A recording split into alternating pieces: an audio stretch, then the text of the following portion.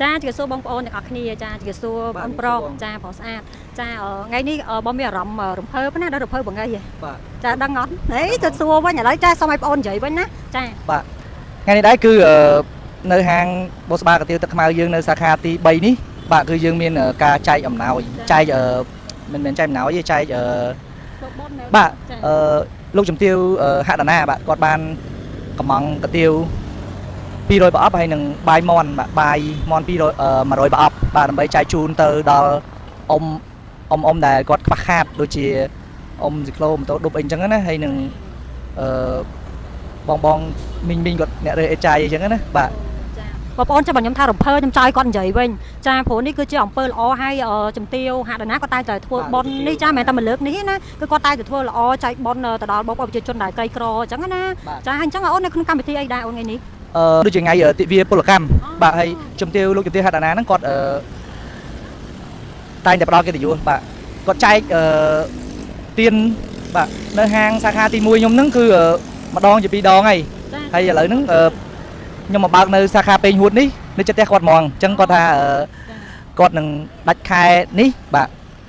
ដើមខែនេះគាត់នឹងធ្វើការចែកទៀនទៅដល់អ៊ំដែលខ្វះខាតបាទនៅតាមដងផ្លូវជាតិលេខ1យើងហ្នឹងណាបាទគឺចែកជូនទៅដល់ពួកគាត់បានពិសាគាត់ថាប្រហែលជាពួកគាត់អត់សូវបានដឹងទេបាទញ៉ាំអីដែលថាកាទៀវទឹកខ្មៅអីចឹងរសជាតិថ្មីចឹងណារសជាតិប្លែកចឹងណាអញ្ចឹងគាត់ចង់ឲ្យពួកគាត់បានហូបនៅអ្វីដែលឆ្ងាញ់ចឹងណាបាទចាអញ្ចឹងនេះបងប្អូនជ្រាបហើយហាងក៏ល្បីមែនតើដែលនៅទៅមុខមេក្រៀមនេះបាញ់ទឹកណាចាគឺសាខាទី1ណាបងប្អូនណាកាទៀវទឹកខ្មៅបូស្បាចាគឺល្បីឆ្ងាញ់ចាខ្ញុំនេះក៏ជា fan របស់កាទៀវទឹកខ្មៅដែរខ្ញុំស្គាល់សាខាទី1ទី2ហើយសាខាទី1គឺដាច់ខ្លាំងរកកន្លែងអង្គុយអត់មានទេចាឥឡូវនេះគាត់នៅបើសាខាទី3ទៀតចាអញ្ចឹងនេះគឺជាសាខាកាទៀវទឹកខ្មៅសាខាទី3ខ្ញុំទៅស្គាល់ថ្ងៃនេះដែរព្រោះអូនបើកបានមួយខែបើកបានមួយខែជាងតិចតួចហើយក៏មានភ្ញៀវគួសមបាទតែអត់ដាច់ដូចសាខាទី1ទេសាខាទី1វាចំកន្លែងដែលគេមិនញ៉ាំអីច្រើននៅមើលហើយណាមួយខ្ញុំគិតថាសាខាទី3នេះប្រហែលជាភ្ញៀវគាត់អត់ទាន់ដឹងអញ្ចឹងណាព្រោះនៅហាងនេះបើសិនជាជីទៅអត់ចាប់អារម្មណ៍ក៏ជីហួសមកហួសដែរបាទប៉ុន្តែយើងក៏មានភ្ញៀវច្រើនដែរបាទភ្ញៀវបានន័យថា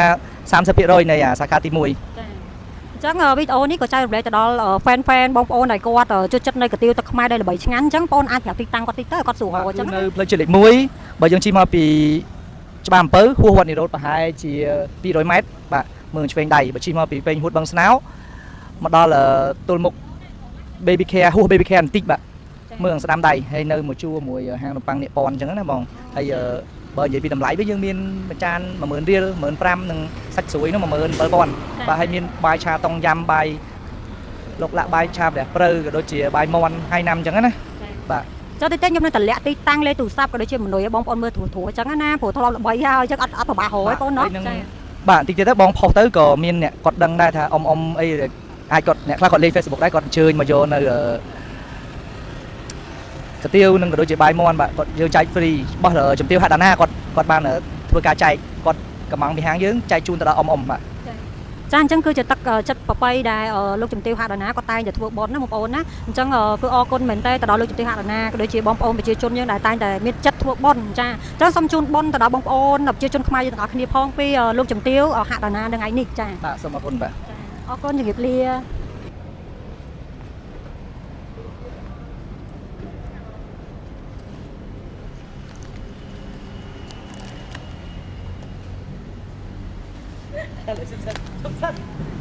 ចាបងប្អូននេះគឺជាទស្សនភាពលោកជំទាវ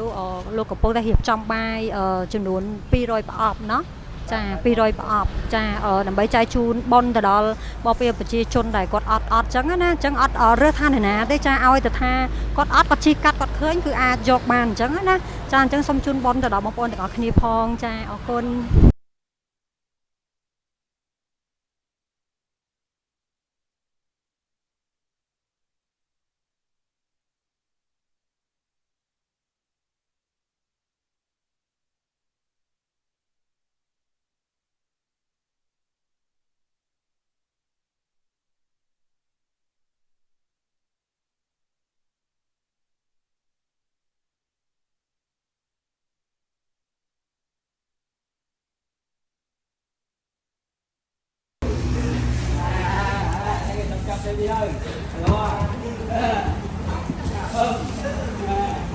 បត់ណាបងប្អូននៅប្រព័ន្ធថតណាបងប្អូនចានោះអានេះ2ដងចាគាត់ធ្វើដោយបេះដូងដោយការស្រឡាញ់នេះណាចាដើម្បីជួយបងប្អូនប្រជាជនដែរ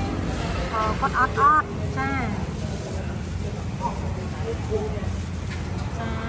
់ជាចាស់ហាងប្រទាលទឹកខ្មែរណាបងប្អូនណាចា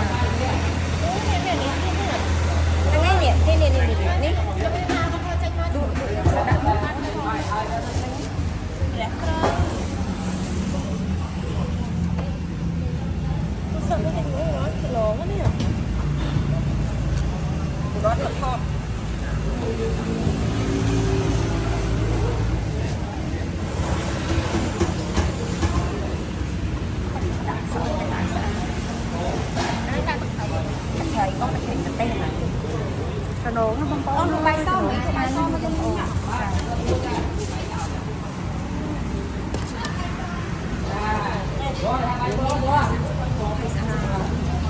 សគូវា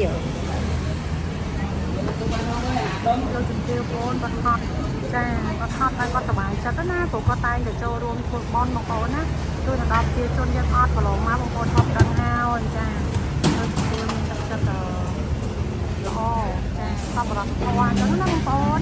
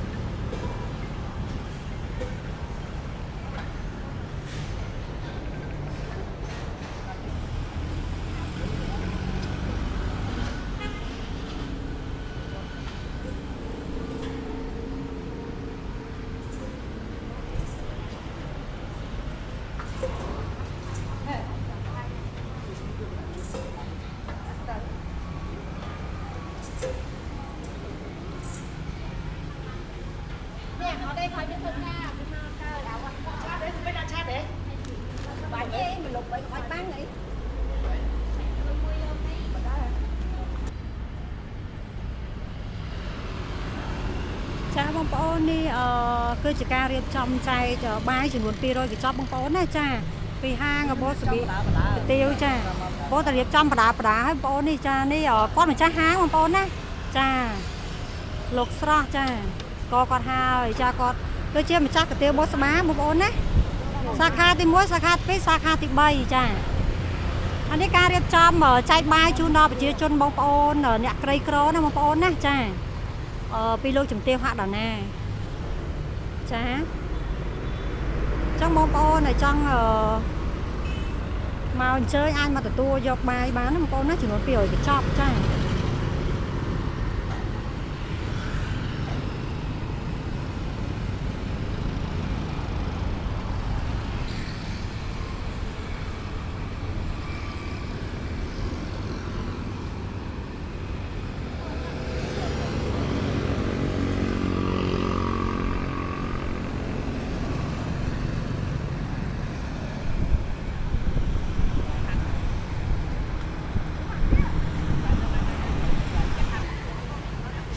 លោកជំទាវចាគាត់ថតគាត់ហើយមួយថ្ងៃហើយ